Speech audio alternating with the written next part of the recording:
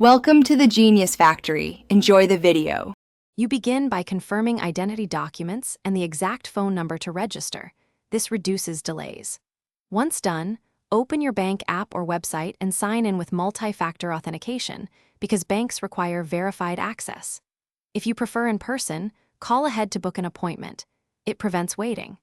Make sure to check whether the change requires a scanned ID or an OTP sent to the old number, knowing that saves time and avoids mid-process dead ends. You will now verify identity. Banks use OTP, security questions, or document upload to confirm it's you. Enter the new number with the correct country code because a single wrong digit blocks future alerts. After submitting, review any displayed confirmation and click Save or Confirm. This action commits the change. Make sure to record the confirmation ID or screenshot the success page. It proves you completed the step and helps if you need to follow up with bank support later. Once the system updates, you should get an SMS or email to the new number. Check it immediately to verify alerts will reach you.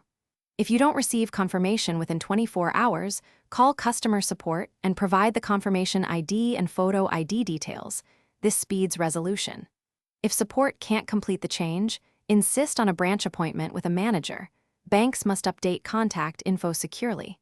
Keep evidence of all steps because it simplifies dispute handling or fraud prevention. Thanks for watching. If you found this helpful, don't forget to like and subscribe.